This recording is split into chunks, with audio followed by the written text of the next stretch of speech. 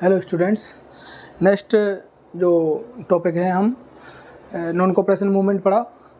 अब जो गांधी जी हैं उनका दूसरा सबसे बड़ा आंदोलन था जिसका नाम है सिविल डिसोबीडियंस मूवमेंट। ठीक, सविनय अवज्ञा आंदोलन। अब पहले तो इसका मतलब समझना है सविनय अवज्ञा है क्या। उस टॉपिक में कुछ एक दो पॉइंट रह गए थे। जो नॉन कोऑपरेशन मूवमेंट है, भगत सिंह के HSRA है, उसके बारे में बता रहे थे हम। ये सविनय अवज्ञा आंदोलन से पहले के HSRA भगत सिंह हैं और अजय घोष और जतिन दास तीनों ने मिलकर ये HSRA बनाया था रोजशाह कोटला दिल्ली में। देन उसके बाद इन्होंने क्या किया, अप्रैल में 1929 में लेजिस्लेटिव असेंबली है वहाँ पर बम फेंक दिया। लेजिस्लेटिव असेंबली पार्लियामेंट की तरह थी, ठीक है, असेंबली दिल्ली में, यहाँ पर बम फेंक दिया। इनका टारगेट किसी को मारना नहीं था, इनका टारगेट था कि जो ब्रिटिश गवर्नमेंट है जो बहरी हुई है उसको सुनाई देने के लिए, क्योंकि वो बात सुनने के लिए तैयार ही नहीं थी। तो भगत सिंह और उसके साथी HSRA के मेंबर हैं, उन्होंने ये काम किया। इसमें भगत सिंह हैं, उनके साथ थे बटुकेश्वर दत्त। भगत सिंह के साथ से बटुकेश्वर दत्त, इन दोनों ने लास्ट में इन पे ट्रायल लगा। ट्रायल हुई लाहौर जो पाकिस्तान में है उस कोर्ट के अंदर, और यहाँ अपनी दलील खुद ही देते थे ये, ठीक है, ब्रिटिश गवर्नमेंट के खिलाफ। इसने भगत सिंह ने इन्होंने दो चार काम कर दिए थे। एक तो सैंडर्स है, उनको मार दिया जो SP थे, जिन्होंने गोवेक साइमन कमीशन आया था उसके विरोध में आंदोलन चल रहे थे, तो लाला लाजपत राय उनको लाठियाँ लग गई, उस SP को मार दिया, पुलिस के जो अधीक्षक थे। उसके अलावा इन्होंने वायसराय हैं इरविन, कहीं जा रहे थे, वो यूपी में ट्रेन की पटरियाँ हैं उस पर बम फेंकने का, या ट्रेन है उसकी पटरियाँ उखाड़ने का काम कर रहे थे। और तीसरा इन्होंने लेजिस्लेटिव असेंबली का काम कर दिया। तीनों जो मुकदमे उनको इकट्ठा करके और इन पर मुकदमा चला और लास्ट में जाके इनको क्या है, फांसी दे दी। भगत सिंह है, उस समय इनकी एज केवल कितनी थी, 23 ईयर्स, 23 साल में भगत सिंह है, उनको फांसी दे दी गई। भगत सिंह है वो शहीद हो गए। प्रेजेंट टाइम के आज के समय में 23 साल खेलने कूदने की उम्र होती है। इस उम्र में बच्चे हैं बाबू सोना करते रहते हैं। उस उम्र में भगत सिंह हैं क्या हो गए, शहीद हो गए, ठीक है, इसलिए इनको हम पढ़ते हैं। नेक्स्ट इसके बाद हम HSRA हो गया, इसका इतना ही बचा था।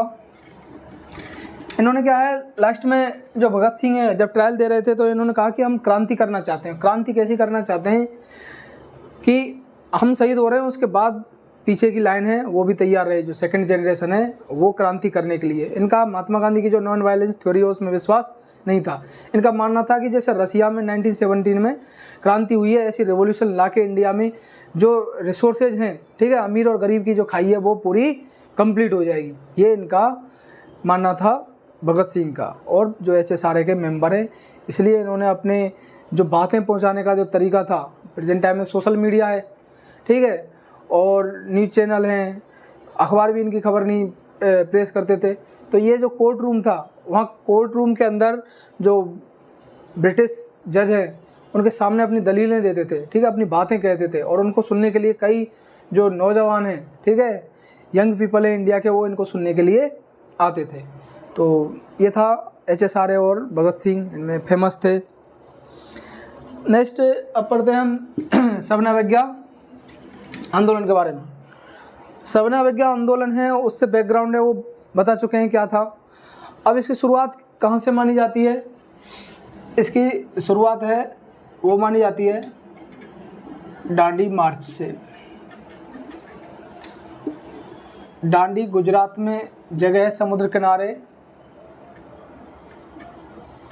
इससे पहले अब ये जो साइमन कमीशन, ये तब तक ये काम चल रहे थे साइमन कमीशन के, ठीक है, उसका विरोध हो रहा था। जवाहरलाल नेहरू है, उन्होंने पूर्ण स्वराज्य उसका जो रेजोल्यूशन है पास करवा दिया। तब तक महात्मा गांधी हैं वो राजनीति में नेगेटिव थे। अब गांधी जी हैं अब गांधी जी को लगा कि अब मौका आ गया है कि अब दोबारा से अंग्रेज़ों के खिलाफ आंदोलन कर देना चाहिए, क्योंकि गांधी जी जनता की जो डिमांड है उसको भांप लेते थे कि अब जनता क्या चाह रही है। तो उनको लग गया कि जनता अब क्या चाह रही है, आंदोलन करना चाह रही है, और असहयोग आंदोलन करते हुए बहुत दिन हो गए। तो इन्होंने जो वायसराय हैं लॉर्ड इरविन हैं, उनको एक लेटर लिखा। उस लेटर में इन्होंने क्या बताया, लेटर के अंदर जो 11 डिमांड थी इनकी, ठीक है, 11 डिमांड्स, महात्मा गांधी ने अपनी 11 डिमांड हैं वो क्या है लिख दी। और 11 डिमांड्स हैं, उसमें गांधी जी ने सारे वर्ग हैं भारत के, उन सभी को शामिल किया। जैसे व्यापारी हैं, उनकी समस्या थी कि जो विदेशों से जो सामान है उनको क्या कर रहे हैं, इंपोर्ट कर रहे हैं, वो सस्ता पड़ रहा था मशीनों से। यहाँ के जो इंडिया के बिजनेसमैन हैं उनको महंगा पड़ रहा था सामान, ठीक है, उनके जो प्रोडक्ट होते थे वो महंगे बिक रहे थे, सस्ते खरीदते हैं लोग, तो ब्रिटिश कंपनियों का सामान है वो खरीद रहे थे सस्ता।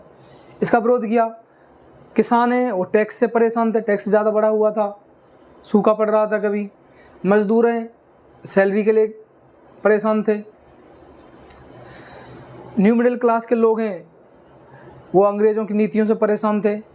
तो सारे वर्ग हैं, गांधी जी ने इन 11 की 11 डिमांड के अंदर जो भारत में रहने वाले सभी वर्ग हैं उनको शामिल करने की कोशिश की कि सभी के सभी शामिल हो जाएं। और 31 जनवरी को 1931 में ये गांधी जी ने क्या किया, इनको लेटर लिखा था, ठीक, 1900, और उन्होंने टाइम दिया गांधी जी ने कि 31 मार्च तक ये काम क्या है, कंप्लीट हो जाना चाहिए, जो मेरी क्या है 11 मांग हैं। अदरवाइज़ गांधी जी ने कहा कि मैं बहुत बड़ा आंदोलन करूँगा। वायसराय थे उस समय कौन, लॉर्ड इरविन। बापूजी उन्होंने चेतावनी दे दी। लॉर्ड इरविन है, उन्होंने उनकी 11 डिमांड है उनको ऐसे फाड़ के और फेंक दिया। यार तुम्हारे जैसे बहुत देखे हमने, ठीक है, तुम्हें वहाँ भी सुधारा था असहयोग आंदोलन में, और इस बार भी तुम्हें सबक सिखा देंगे। बापूजी ने कहा कि मेरे साथ जनता है बहुत बड़ी। तो लॉर्ड इरविन ने कहा कि मेरे पास पूरी सेना है, पुलिस है और ब्रिटिश गवर्नमेंट है, ठीक है। टकराव हो गया, इरविन ने कोई समझौता ही नहीं किया, सुनने के लिए तैयार ही नहीं थे। अब गांधी जी ने क्या किया, 31 मार्च को अपने 78 वॉलेंटियर्स थे, कार्यकर्ता, वॉलेंटियर्स, इन वॉलेंटियर्स हैं, इनको बोलते स्वयं सेवक। स्वयं सेवक मतलब अपनी इच्छा से कार्य करने वाले, उनको साथ लिया। और जो साबरमती आश्रम है वहाँ से जो डांडी है समुद्र किनारे, ठीक है, जैसे गुजरात इस तरह का है मैप, तो यहाँ से उन्होंने लिया इधर की तरफ, डांडी इधर की तरफ, यहाँ इधर गांधीनगर अहमदाबाद के पास साबरमती आश्रम था। तो ये 240 किलोमीटर था यहाँ से, 240 kilometre. Gandhi ji daily 10 kilometre चलते थे और अपने जो वॉलंटियर्स हैं उनको साथ, इनको वॉलंटियर्स को बोला सत्याग्रही, ठीक है, जो सत्य के लिए आग्रह करें, सत्याग्रही। 240 किलोमीटर चले तो कितने दिन में, 24 दिन में कंप्लीट कर ली, 24 डेज़ में। गांधी जी ने ऐसे लोगों को शामिल किया जो पूर्ण रूप से सत्याग्रही थे, महात्मा गांधी की बात मानने वाले थे। बाबू ने उन लोगों को शामिल ही नहीं किया जो चोरी चोरा जैसी घटना कर दें। पुलिस पीटने आई, उन्होंने पुलिस वालों को ही जला दिया, 22 वालों को, पूरे आंदोलन की दिशा ही बदल दी। तो गांधी जी ने पहले उन कार्यकर्ताओं को तैयार किया, वॉलंटियर्स को, कि इस बार मेरी इंसल्ट मत करवा देना। क्या करना है, तो अंग्रेज़ कुछ भी कहें हमें कुछ भी नहीं करना है, ठीक है। बापूजी चल दिए, और जैसे जैसे पैदल चलते थे, ठीक है, प्रेजेंट टाइम के नेताओं की तरह ऐसा नहीं कि रैली चल रही है, पूरा गाड़ियों का काफिला चल रहा है, पैदल यात्रा करते थे। पैदल यात्रा करते करते रात कहीं अंधेरा हुआ, उसी गांव में रुक जाते थे, लोग उनको खाना देते थे, ठीक है, खुद भी सामान लेके चलते थे, कुछ भी नहीं थे, फकीरों की तरह जीवन जीते थे। एक कमर के ऊपर तो कुछ पहनते ही नहीं थे, नीचे घुटनों तक धोती पहन के, और वो एक चरखा साथ लेके, और बाकी कार्यकर्ता भी ऐसे चल रहे थे। और पहुंच गए जहां रुकते थे, या दिन में बीच बीच में लोग हैं उनको आंदोलन करने के लिए भाषण भी देते थे। महात्मा गांधी को सुनने के लिए लाखों लोग, महिलाएं, बच्चे, बुजुर्ग सब सुनते थे कि ये वही नेता है जिसने असहयोग आंदोलन किया था, और यही वो व्यक्ति है जो भारत को अंग्रेजों से आज़ाद कराएगा। भले कैसे भी कराए, लेकिन आज़ाद यही करेगा। ये लोगों को विश्वास होने लग गया, इसलिए महात्मा गांधी से लोग जुड़ने लग गए, उसको सुनने लगे महात्मा गांधी को, और लोगों में ये प्रचार फैलने लग गया कि क्या करेंगे कि अंग्रेज़ों के खिलाफ एक आंदोलन बड़ा होने वाला है। ब्रिटिश गवर्नमेंट भी ऑलरेडी तैयार थी। अमेरिका के एक पत्रकार तो महात्मा गांधी के साथ हमेशा चलते रहते थे कि पता नहीं बापूजी क्या कर दें, मतलब कौन सी बड़ी घटना कर दें, कौन सा बड़ा आंदोलन कर दें। पूरे दांडी मार्च में भी उनके पीछे पीछे कवर करते हुए चल रहे थे। जैसे ही वो पहुँचे, ठीक है, 6 अप्रैल को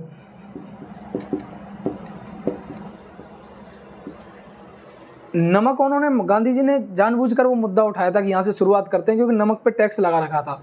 देश हमारा, समुद्र हमारा, और नमक बनाने पे टैक्स लगा रखा था, ठीक है, ब्रिटिश बाहर से आए हुए।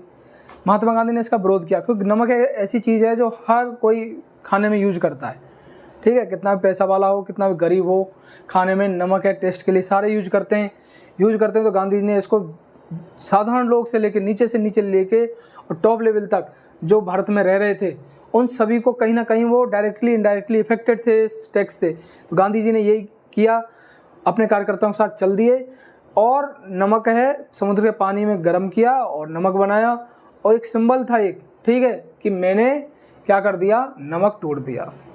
अंग्रेजों ने कहा नमक ही तो तोड़ा है, ठीक है, हमें कोई दिक्कत नहीं है। लेकिन फिर आंदोलन की स्टार्टिंग हो गई। महात्मा गांधी ने पहले ही बोल दिया था कि मैं दांडी मार्च कर रहा हूँ, नमक कानून तोड़ूंगा, ब्रिटिश गवर्नमेंट मुझे अरेस्ट करती है, तो आंदोलन करने के लिए तैयार हैं। अब कांग्रेस के कार्यकर्ता हैं वो जगह जगह आंदोलन करने लग गए। अब इसकी कई शाखाएं हैं, ठीक, जैसे असहयोग आंदोलन की थी, ऐसे ही सिविल डिसोबीडिएंट मूवमेंट की हैं कि क्या क्या ब्रांचें हैं इसकी। तो 2 मेन चीज़ हैं, एक तो अर्बन एरिया, शहरों में, ठीक, शहरों में इस आंदोलन को कैसे लिया। तो शहरों में महात्मा गांधी ने जो आंदोलन दूसरा स्टार्ट किया, इसमें पहले आंदोलन से सबक लेके की थी कि पहली वाली गलतियां नहीं हो जाएं। वही तरीके थे, शराब की दुकानें, कपड़ों की दुकानें, गवर्नमेंट ऑफिस है, उनके आगे क्या है, फीमेल हैं वो बैठ जाएंगी, धरना देंगी, ठीक है, पिकेटिंग करेंगी, बायकॉट करना है विदेशी कपड़ों का, चरखा है, खादी कपड़े पहनने। वही जो पहले असहयोग आंदोलन थे, सेम वही शहरों में इस तरह का ही दोबारा से आंदोलन स्टार्ट हो गया। हिंसा नहीं करनी है, ठीक है, सामने विरोध करना है, लेकिन ऐसा नहीं कि घर से बाहर ही नहीं निकलें डर की वजह से, विरोध करना है, लेकिन वायलेंस नहीं करनी है। ऐसा नहीं कि चोरी चोरा घटना की तरह पुलिस वालों को ही जला दें, तो अंग्रेज ऑफिसर आए उनको ही जला दें। अर्बन एरिया में ये हुआ। उसके अलावा यहाँ पर जो मिडिल क्लास हैं, ठीक है, टीचर्स हैं और जो स्टूडेंट्स हैं, उन्होंने गवर्नमेंट के स्कूल कॉलेज जाना बंद कर दिया, कोर्ट्स में जाना बंद कर दिया, काम बंदी आंदोलन